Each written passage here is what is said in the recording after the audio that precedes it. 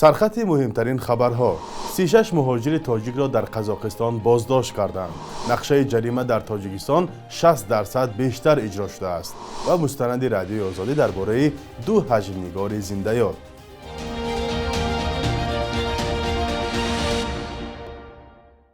درود بینندگان عزیز و هفته نوتان با قرار باشد. برنامه نویدی بامدادی است و من فرزان محمدی هستم در خدمت شما. امروز 11 سپتامبر است. مقامات قزاقستان 8 سپتامبر هنگام عملیات اوچستک 36 مهاجر تاجیک را در یکی از بازارهای الماتا دستگیر کردند. به اطلاع پلیس قزاقستان 18 نفر آنها نابالغ هستند. اسخت بوتونچینوف سردار اداره مهاجرت پلیس الماتا گفته است آنها 16-17 ساله هستند و برای چاره‌اندیشی به اداره پلیس برده شدند.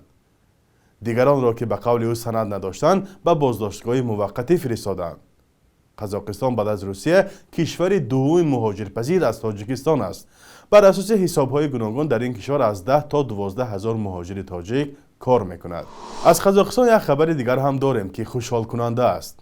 علیمخان علیخانوف پهلوان سابقدار تاجیک در مسابقات قهرمانی سامبو میان استادان که در شهر اورالسک قزاقستان 8 سپتامبر آغاز یافت مدال طلا به دست آورد. پهلوان تاجیک قهرمان سامبوی جهان میان استادان شد. علیمخان علیخانوف در مسابقه مردان در وزن 64 کیلو بین استادان سینشان از 65 ساله بالا غالب شده به عنوان قهرمانی و مدال طلا دست یافت. او در فینال به ولادیمیر قزیلپاش از دسته فدراسیون بین المللی سامبو غالب آمد. بودجت تاجیکستان از حساب جریمه ساکنان در 6 ماه اول امسال 160 میلیون سومانی درآمد گرفته است. 60% بیشتر از نقشه. به گزارش وزارت مالیه که رادیوی آزادی 10 سپتامبر دید از حساب جریمه ها به بودجت روزی به حساب میانه قریب 1 میلیون سومانی وارد می شده است. در تاجیکستان اندازه یا مبلغ جریمه را پیوسته بالا می برند. موضوع گران بودن جریمه ها در تاجیکستان همیشه بحث می شود. نمایندگان مخالفان میگن حکومت در شرایط کسادی اقتصاد و کمی تولیدات جریمه ها را به منبع آسان درآمد تبدیل داده است. مقامات همواره بلند کردن جریمه ها را یک راه پیشگیری از قانون شکنی ها دانستند و به درستی آن پافشاری دارند. جوانان تاجیک طبق یک برنامه بین المللی بعد آموزش ویژه می توانند در کارخانه عظیم نوری های آزاد کار پیدا کنند. سازمان یوساید این جوانان را به آموزش دعوت کرده برای کار به کارخانه نوری های آزاد روان می کنند. تفصیلات بیشتر این موضوع را در گزارش میرزانبی خالقزاد ببینید. آغاز یک روز کاری در کارخانه عظیم نیروهای آزاد در وادی وخش. این کارخانه پس از تنفس زیاد فعالیت خود را از سر گرفت. در میان کارمندان نو شهناز خالو و زنی جوان از شهر لیوکانت است. او و چند جوان دیگر پس از گذرانیدن آموزش ویژه در کارخانه آزاد صاحب جای کار شدند. ما اساساً از روی اعلان به اینجا اومدیم، کورس‌های کوتاه مدت آموختیم. در نتیجه کورس‌های کوتاه مدت ما صاحب معلومات، صاحب دیپلم، من اختصاصی چلانگری اسباب‌های نظارتی چین کننده و اندازه‌گیری علم آموختم و در نتیجه صاحب دیپلم و همین جای کار شدم. شهنازه در کنار 177 جوان دیگر که از عائله‌های نیازمند ناحیه‌های کوشانیان، وخش و شهر لیوکان بودند صاحب کسب ارزشمند شد. طرح آذوقه‌واری به خاطر آینده برنامه یوساید کسب‌های مهمی را مثل چلانگر الکترونی، چلانگر تامین تجهیزات و تحلیلگر موادهای شیمیایی آموزانده است. هدف این برنامه کاهش بیکاری در میان جوانان و تامین نیروی کاری در کارخانه‌های نوری‌های آزاد گفته می شود.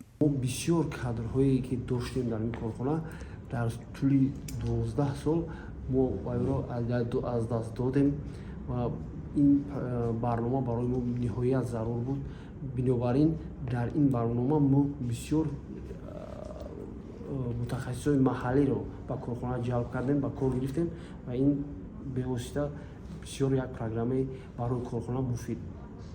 مسئولین سازمان یوساید از انجام دوره آموزشی و همکاری کارخانه نوری‌های آزاد قناعتمند بوده برای 150 نفر افراد بیکار آموزش را در نظر گرفتند. مقصد ما از دوره آموزش 2 ماهه در آن بود که جوانانی که در تاجیکستان جای کار ندارند هم معلومات میگیرند و هم صاحب جای کار میشوند.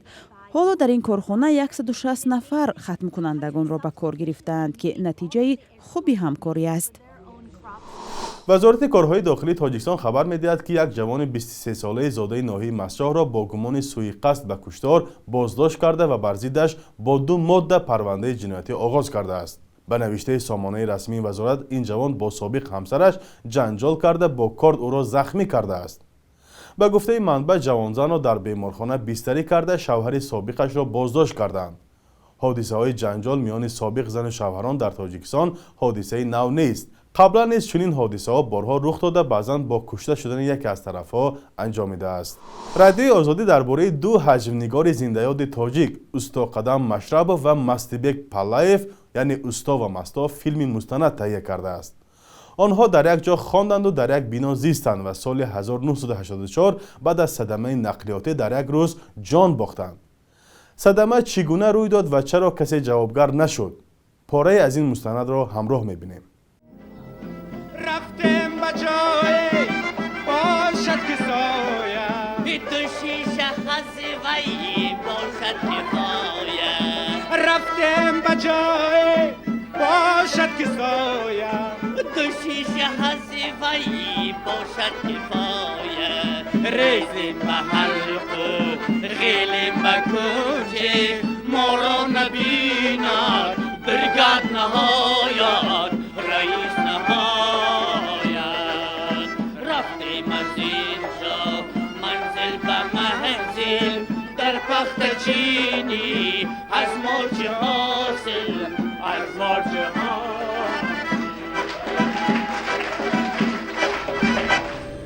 سنزور شدید بود و نه هر کس جرأت آشکار بیانی را داشت. تا این حد رادیو و تلویزیون و رداکسیاهای مطبوعاتی نیز تنها در دایره موضوعهای معین شده گاه مطلب‌های انتقادی می‌نوشتند و خلاص. اما چرا استا و مستا از این سانسورها استثنا بودند؟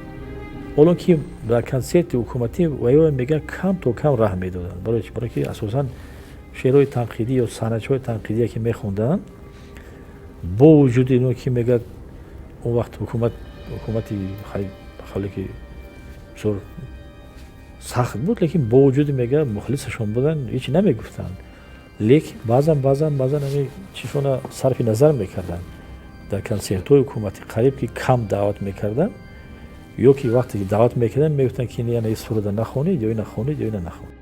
مستند استا و مستا را میتواند از سامانه azadi.org و صحیفه های ما در شبکه‌های اجتماعی پیدا کنید. بخش یک روز تاریخ را همکارم خرامان بقازاده تقدیم ادامه میکند که مهمترین تحولات تاریخی در روز 11 سپتامبر را فرا میگیرد.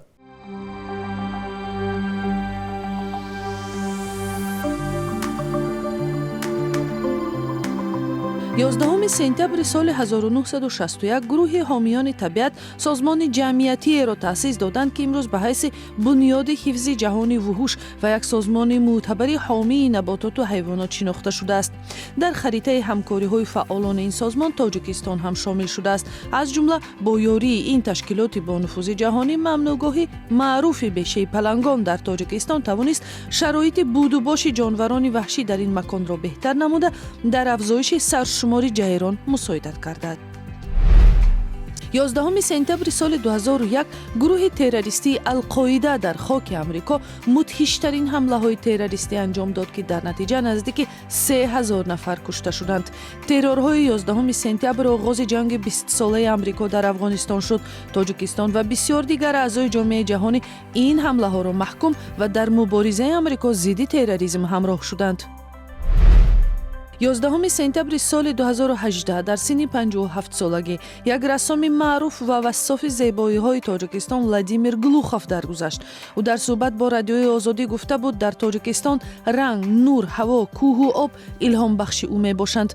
در یکی از نمایشگاه‌های اخیرش در نیوجرسی آمریکا بهترین نمونه‌های نقاشی‌هایش را به نمایش گذاشت. شاگرد معروف ظهور حبیب‌اللهیف بود. صبح امروز در بانک‌های تجارتی تاجیکستان 1000 روبل روسی به 111 سامانی برابر است. 100 دلار آمریکایی باشد تا 1097 سامانی ارزش دارد. قرب رسمی بانک ملی تاجیکستان برای امروز چنین تعیین شده است.